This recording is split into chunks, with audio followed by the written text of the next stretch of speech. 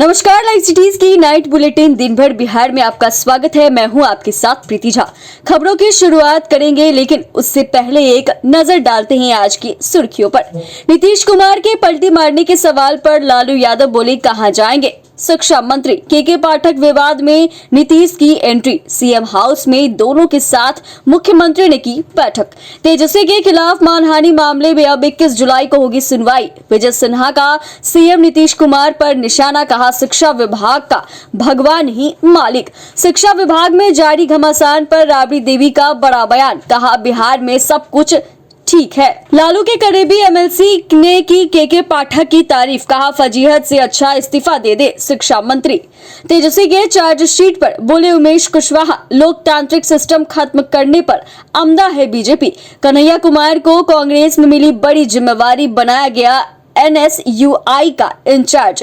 चिराग पासवान का बड़ा ऐलान, हाजीपुर के साथ वैशाली सीट पर भी ठोका दावा। और तेजस्वी के मामा के करीबी आरजेडी कार्यकर्ता को अपराधियों ने मारी गोली। अब खबरें विस्तार से।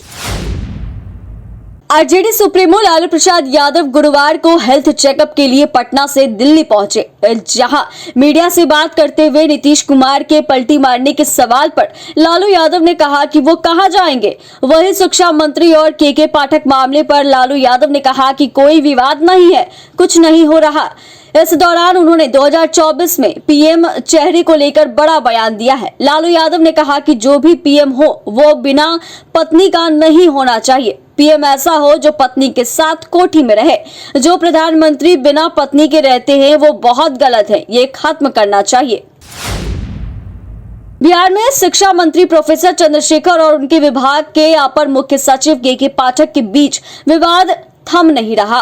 विवाद को निपटाने के लिए सीएम नीतीश कुमार को बीच में आना पड़ा। गुरुवार को मुख्यमंत्री ने दोनों को ही मीटिंग के लिए अपने आवास पर बुलाया था। सीएम आवास पर नीतीश कुमार के साथ शिक्षा मंत्री प्रोफेसर चंद्रशेखर और के पाठक की आधे घंटे मीटिंग हुई। मीटिंग से बाहर निकलते हुए शिक्षा मंत्री प्रोफेसर चंद्रशेखर ने कहा कि मैं विभागीय काम से आया था, विभागीय प्रगति के बारे में सीएम से बात हुई है। हालांकि उन्होंने यह भी कहा कि आप ही बताइए संविधान में कौन बड़ा है, मंत्री या अपर मुख्य सचिव।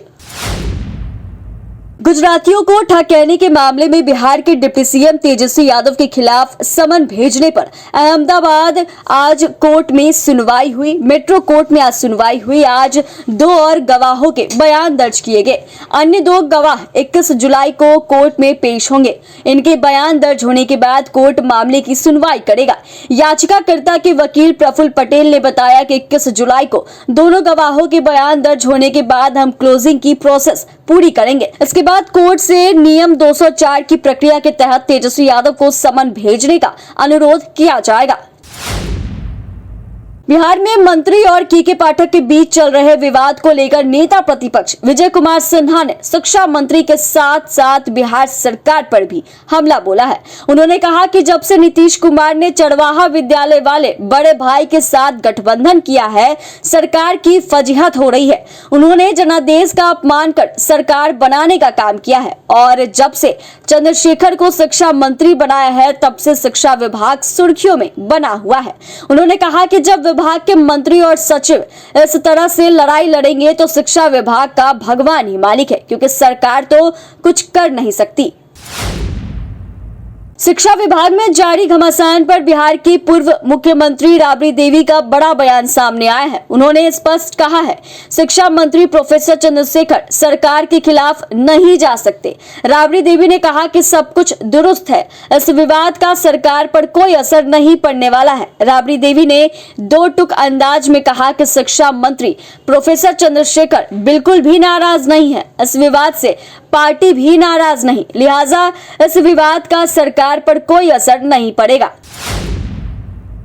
शिक्षा मंत्री प्रोफेसर चंद्रशेखर और अपर मुख्य सचिव के पाठक के बीच जारी घमासान पर आरजेडी एमएलसी सुनील कुमार सिंह ने बड़ा बयान दिया है। लालू परिवार के करीबी एमएलसी ने शिक्षा मंत्री को नसीहत देते हुए कहा कि अगर शिक्षा मंत्री को लग रहा है कि उनकी फजीहत हो रही है तो उन्हें इस्तीफा दे देना चाहिए। सुनील सिंह ने कहा कि के पाठक बिहार के सबसे कर्मठ अधिकारियों में से हैं। वे 1 साल में शिक्षा विभाग को सुधार देंगे। अगर मंत्री चंद्रशेखर को लग रहा है कि वे अपमानित हो रहे हैं तो उन्हें इस्तीफा दे देना चाहिए। राजद एमएलसी ने यह भी कहा कि मुख्यमंत्री नीतीश कुमार की कार्यशैली रही है और वह लोगों को सैतने के लिए कड़क अधिकारियों को लगाते हैं। बिहार के डिप्टी सीएम तेजस्वी यादव के खिलाफ लैंड फॉर जॉब मामले में चार्जशीट होने के बाद जदयू के प्रदेश अध्यक्ष उमेश कुशवाहा ने बीजेपी पर निशाना साधा। गुरुवार को मीडिया से बातचीत करते हुए उमेश कुशवाहा ने कहा कि बीजेपी और मोदी सरकार लोकतांत्रिक व्यवस्था को खत्म करना चाहती है।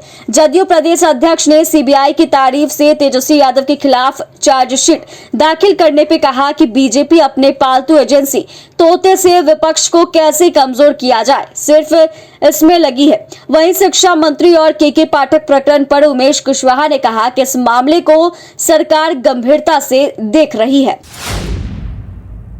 जेएनयू के छात्र नेता रहे कन्हैया कुमार को कांग्रेस ने अपने छात्र विंग एनएसयूआई का प्रभारी बनाया है। लंबे समय से उन्हें कुछ अहम जिम्मेदारी देने की चर्चा थी, लेकिन अब उन्हें छात्रों के बीच काम करने के लिए कहा गया है, जिसका उनके पास पुराना अनुभव है। कांग्रेस महासचिव केसी वेणुगोपाल की ओर से जारी बयान में कन्हैया कुमार को एनएसयूआई इंचार्ज बनाने की जानकारी दी गई है। पत्र में लिखा गया है कि माननीय कांग्रेस अध्यक्ष ने कन्हैया कुमार को एनएसयूआई का राष्ट्र प्रभारी नियुक्त किया है। यह नियुक्ति तत्काल प्रभाव से लागू होगी।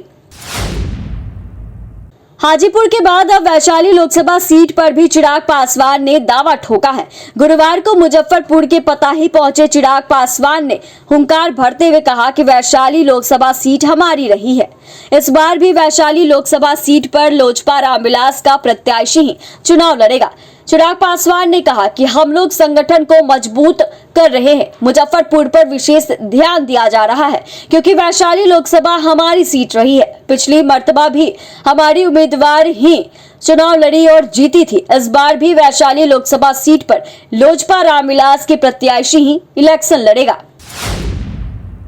गोपालगंज में गुरुवार को सत्ताधारी आरजेडी कार्यकर्ता राकेश यादव को अपराधियों ने गोली मार दी। पीड़ित राजेश यादव प्रॉपर्टी डीलर का काम करते हैं और वे डिप्टी सीएम तेजस्वी यादव के मामा प्रभुनाथ यादव के बेहद करीबी रिश्तेदार बताए जा रहे हैं।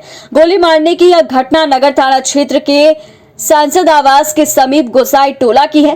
पुलिस के मुताबिक आरजेडी कार्यकर्ता सह प्रॉपर्टी डीलर राजेश को 2 गोली लगी है, जिससे उनकी हालत गंभीर बनी हुई है और उन्हें सदर अस्पताल में डॉक्टरों ने बेहतर इलाज के लिए गोरखपुर मेडिकल कॉलेज रेफर कर दिया।